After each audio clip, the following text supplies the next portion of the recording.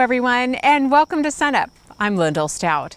There is a lot of energy on the Oklahoma State campus this week, where hundreds of 4-H'ers from around the state have arrived for the 95th 4-H Roundup. We'll have more on this annual summer tradition a little bit later in the show. But first, we're in the field talking soil nutrition.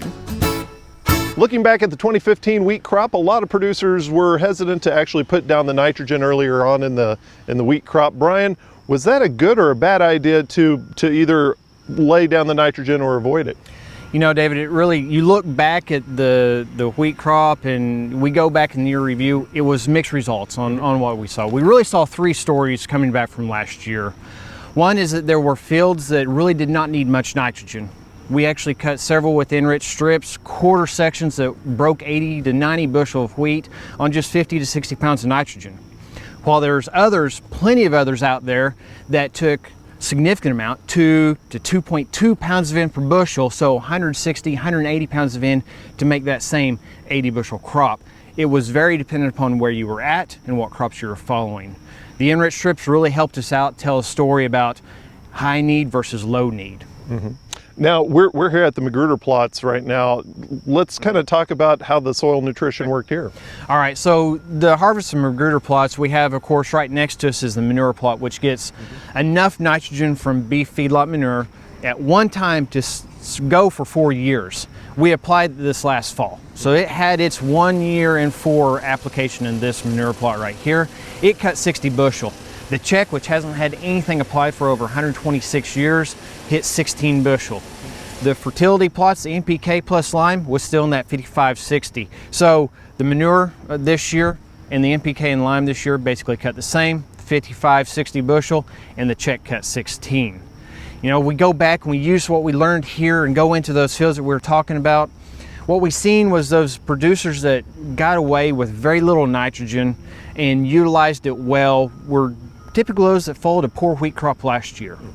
The ones that took a lot of nitrogen, I'm talking 2.2 pounds of N per bushel, were those that followed a summer crop, a good yielding sorghum, and a good yielding corn crop. And so they really had to replenish the nitrogen, really had to tie it up. Another lesson we learned last year that we saw in small plot work, so multiple locations of small trials and farmer fields, was pre-plant nitrogen last year did us little to nothing.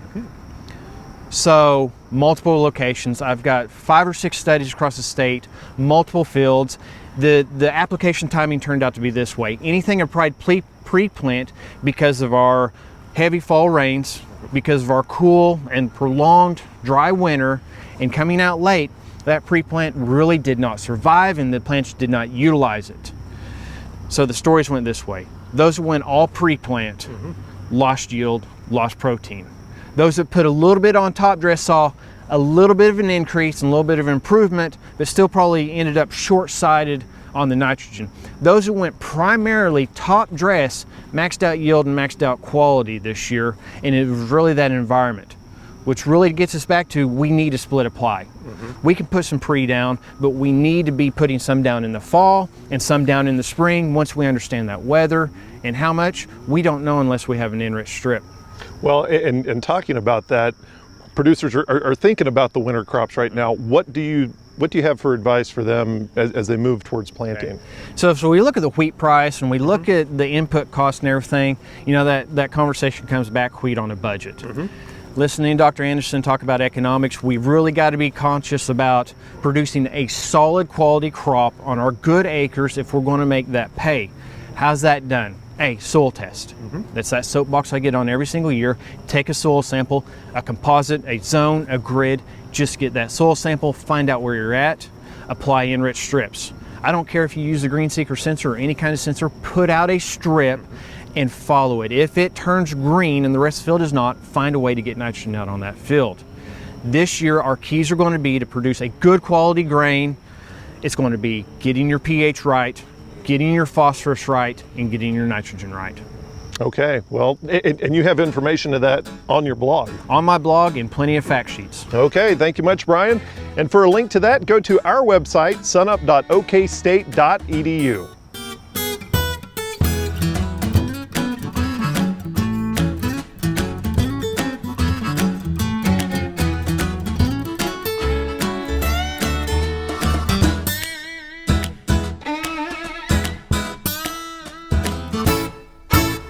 Now to a new feature on SUNUP called Vet Scripts, where we feature helpful advice from Extension veterinarian Dr. Barry Whitworth.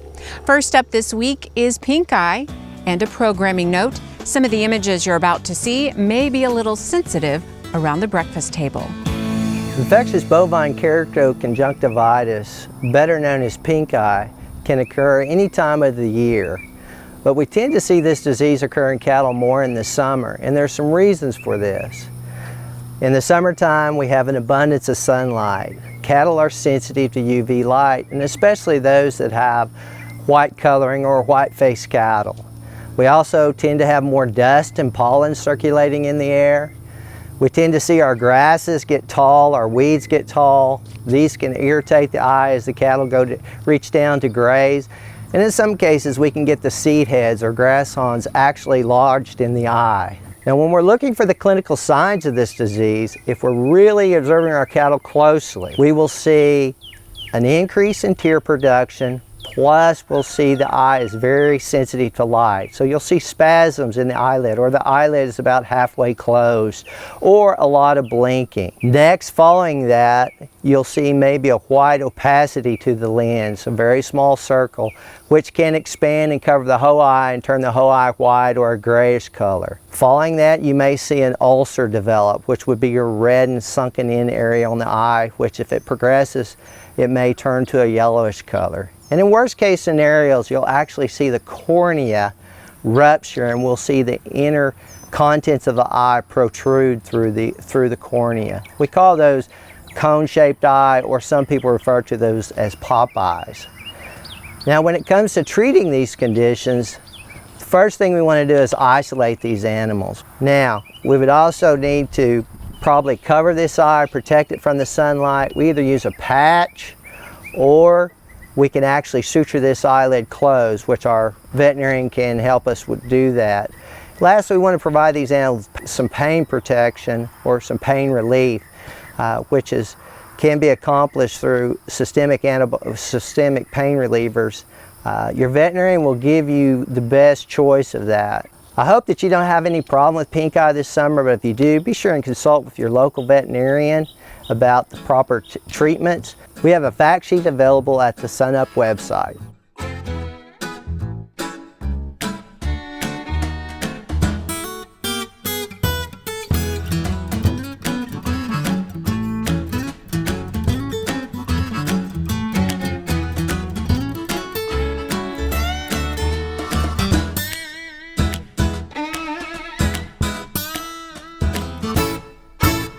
Hi, I'm Al Sutherland with your Mesonet weather report.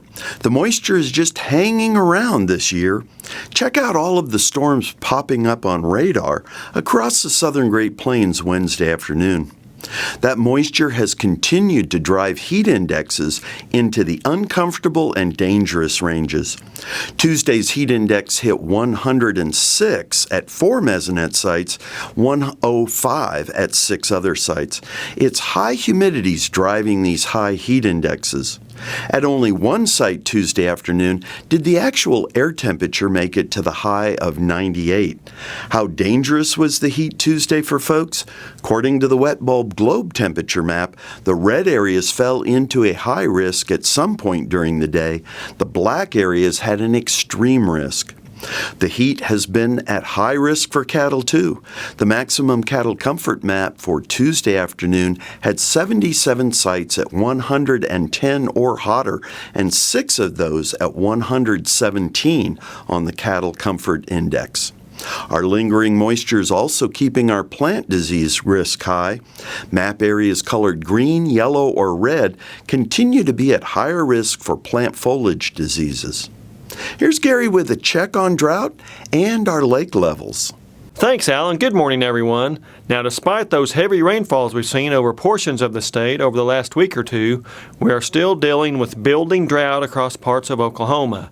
Let's take a look at the latest drought monitor map and see what we have. Now, the big blob of heavy downpours across the central Oklahoma did improve drought conditions and abnormally dry conditions in that area, but we are still dealing with those moderate drought conditions expanding over portions of northeast Oklahoma and also across southeast Oklahoma. Now, this is a classic flash drought situation. We are dealing with that drought still building over those portions of the area. And it's pretty easy to see why if we look at the percentage of normal rainfall over the last 30 days from the Mesonet. As you can see across southeast Oklahoma, they've had less than 20% of normal rainfall over the last 30 days. That in some cases, that's less than an inch of rainfall right through the heat, the worst heat we've had this summer. But you can also see those areas of very heavy rains across central over into east central Oklahoma, which have helped to improve those conditions. And we're also getting a little bit dry up in north central Oklahoma and in the central Oklahoma panhandle. Now, we don't just look at rainfall statistics when we look at drought indicators.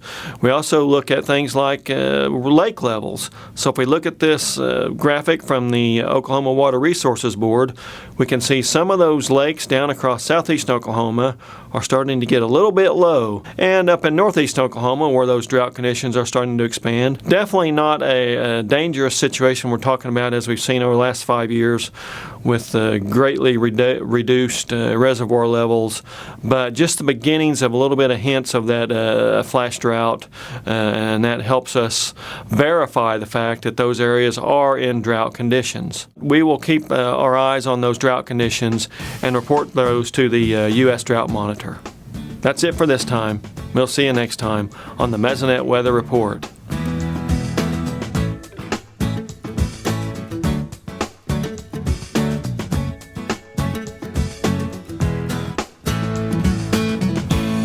We're getting some quick lessons over the next few weeks on summer crops. Next up is sorghum.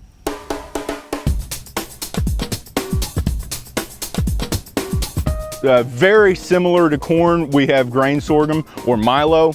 Indifferent, you can call it whatever. But we see here we're in the sorghum crop, and sometimes that we make the differentiation between grain sorghum and what we've had in recent years kind of really take off, especially in the western part of the state, forage sorghum and sweet sorghum. Practically they're identical. They're the same species, a little bit different subspecies. So the grain sorghum you see here is practically the same as the sweet sorghum or the forage sorghum we see in other parts of the state. We have a little bit more pest pressure here in grain sorghum than we typically do in our corn crop. One of those has been a hot topic in recent years, and it's the sugarcane aphid. Sugarcane aphid was historically a sugarcane pest because of the name, obviously.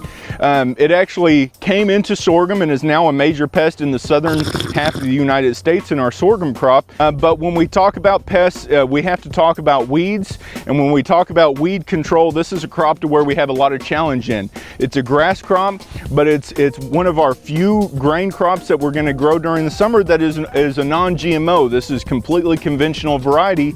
So we have no new forms of technology as far as our herbicides to be able to take some of our problematic weeds. Up until recently, this has been a really positive crop when we've started to go into some of our drier regions as far as the double crop is concerned. Most of the time when we're in our drier regions, some of our more traditional double crops don't fit into the system. Grain sorghum did fit into the system. However, because of the sugarcane aphids and how late that these matured during a double crop system, it kind of is a little bit problematic, and you're kind of rolling that dice planting grain sorghum as a double crop. If you look back in our history, we've had very few years of complete grain sorghum failures across the state. It's one that's very stable, very secure. The price is getting competitive just because a lot of folks are going to corn, are going to soybeans, are going to non-summer crops, and we're in drastic need of grain sorghum across the U.S.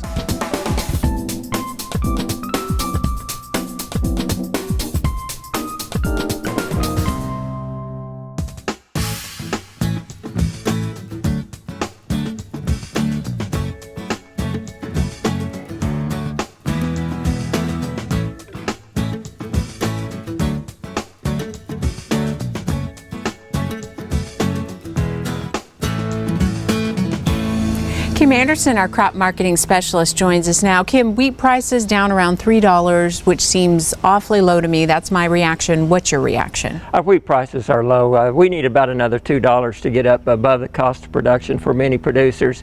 But right now, you look on the horizon, there's just not much out there to cause prices to increase, say, over the 15 or 20 cent price movements that we've had over the last couple of weeks.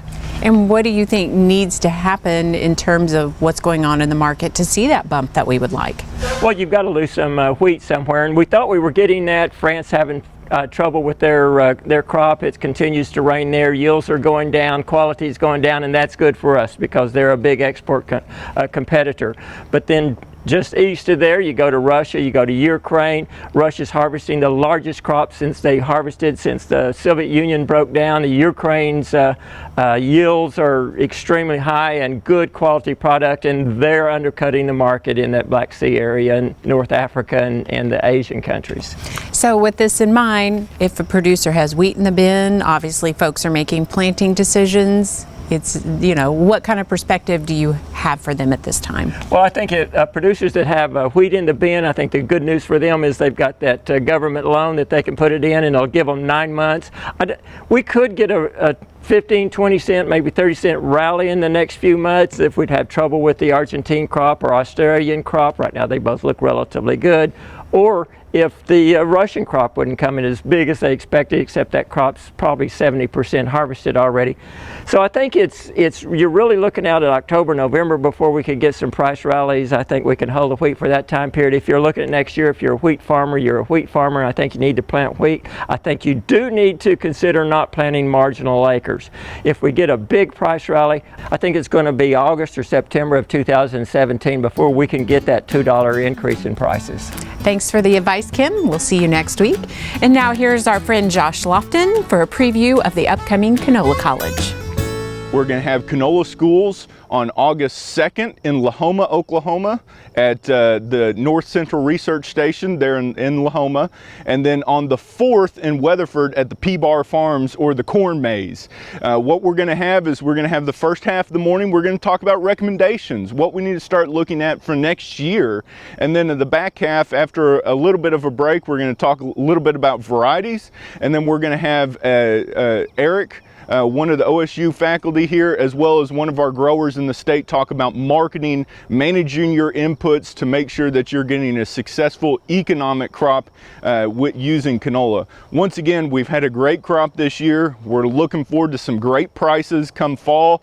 So we're just a short month or two away from fall planting. Come out and learn a little bit about canola. It's going to be a good time. Come hear the stories from this year and look forward to a successful crop season next year.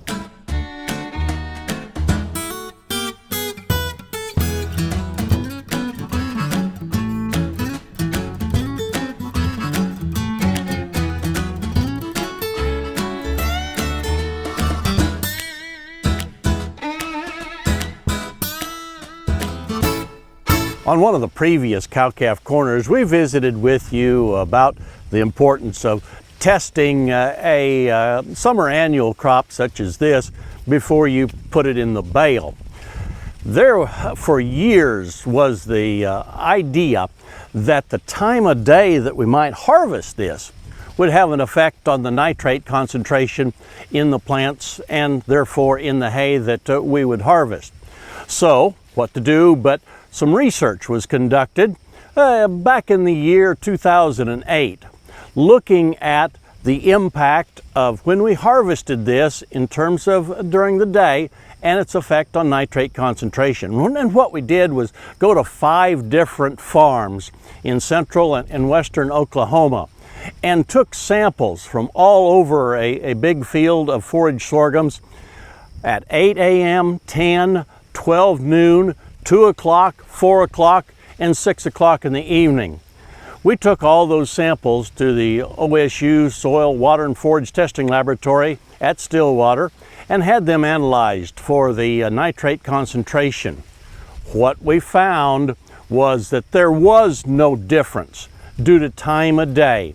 The average of all those farms varied from about 3,800 parts per million nitrate at 8 a.m. to about 4,900 parts per million at noon, but there was no significant difference. Those differences are really quite small compared to the differences we found between farms. One farm, the test was as low as 412 parts per million, which is virtually negligible in terms of the amount of nitrate in that forage, as compared to another farm that had almost 9,000 parts per million in the average of all the samples that we took. A tremendous difference. So I think we learned our lesson from that particular research, and that is that the time of day that we cut the harvest doesn't help us at all in terms of alleviating nitrate concentration. It's what's going on your place, in that environment, the amount of nitrogen in the soil, as well as the weather stress on the plant is going to have a much bigger effect on the nitrate concentration than certainly ever the time of day that we'd cut it. If you'd like to see and read more about that particular research project, I encourage you to go to the SUNUP website. That's sunup.okstate.edu. Look under show links. We've got a link to the research report on that particular study. Hey, we look forward to visiting with you once again next week on SUNUP's Cow-Calf Corner. Time to talk cattle marketing with Darrell Peel. And Darrell, there have been a lot of reports that come out over the past couple weeks. Let's talk about the cattle on feed report. You know, the July cattle on feed report showed us once again that the feedlot situation is actually continuing to improve. The numbers were that placements are up. They've been up for several months now, but they were not up as much as expected. So a little bit less. Placements came in at 103% of last year. The marketings number was very strong. It was expected to be, and it came in right on expectations at 109% of last year. The on-feed total for July 1 was about 101% of last year. So even though we've been placing more cattle, we're not building those feedlot inventories too fast because we're continuing to market also at a very aggressive pace, and that means that the feedlot situation is in pretty good shape right now. And another big report that came out was the cold storage report. Cold storage for the month showed that in June, beef in cold storage was actually up slightly from May, and that's a little bit counter-seasonal, but it's still below this time last year. And we had a lot of concern about cold storage at the end of last year. We built up inventories a lot. And those have really come down, and I think that's the message here, is that there's not a major problem. Cold storage is a minor part of the total beef flow, but we watch that number as well to see if we're getting backlogged in any sense. Certainly that's not the case now. What other numbers are we seeing in those reports?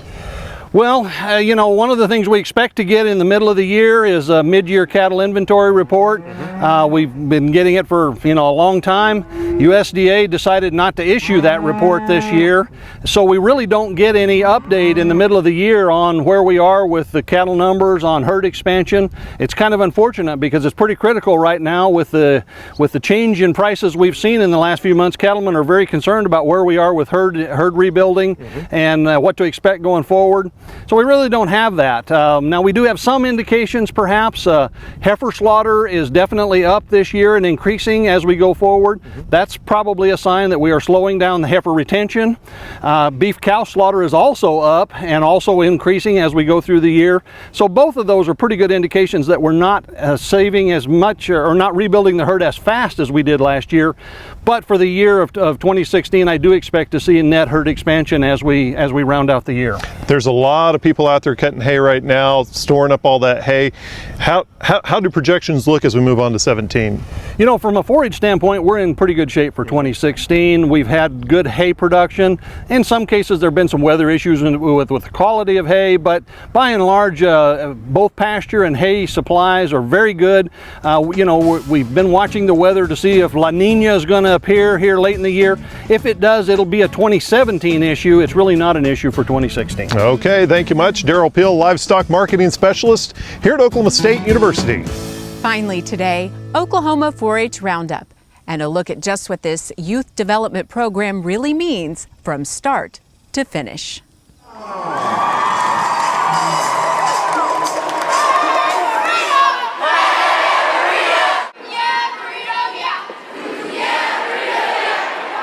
You know, growing up, I say there's Christmas and there's Roundup, and those are my 2 favorite weeks of the year. And that's the philosophy for a lot of 4-H'ers. This is a time that they look forward to all year because they get to reconnect with friends. They get to make many new ones. My first Roundup, I made 33 new friends. I counted because I was so excited. But this is what they look forward to, and it's also where they find their true potential and what they're passionate about. You know, sitting down here and the chairs over here, that's where I decided that I was going to be state president one day. You know, we never know what this means to a kid, but it absolutely means a lot. It's the only time that 4-H'ers across the state come together. We have district conferences, but this is the time when everybody comes together, and so it's what people look forward to all year long. I know my first year I didn't know hardly anybody, and there's, you know, about 900 people here, and you know, and so then my second year I came and I had a lot more fun because I knew people from my first year, and I had started opening up to meet new people. So that would be my advice, is just don't be afraid to make new friendships, even if they are across the state, because you won't regret it. I'm most excited about doing my speech at Roundup, living in the dorm, you know, getting the full college experience, doing my speech, making lots of new friends, meeting a bunch of other counties. We're developing the leaders for our state. You know, we've got great things that are looking forward to our state, and we need people to take that leadership role as they move on and they become older, and that's what we're preparing these kids for. You know, the kids that we see here this afternoon, when everyone packs Gallagher I before our assembly, that's our future. We are the future leaders of not only our state, but of the country and maybe even the world in some circumstances. So by investing in 4-H, people are not just investing in a program. You know, it's our livelihood. It's what trains us to do. It gives us the skills to do pretty much anything. So that's why it's so important. My term finishes Friday morning about noon. I've given it my all. I've traveled 20,000 miles across the state. I've devoted 4 years to serving as a state officer, and so I'm leaving with a smile on my face and a tear in my eye, you know, leaving all my friends behind, but I'll see them again, and Oklahoma 4-H has really impacted my life. That'll do it for us this week. I'm Lyndall Stout, and we'll see you next time at SUNUP.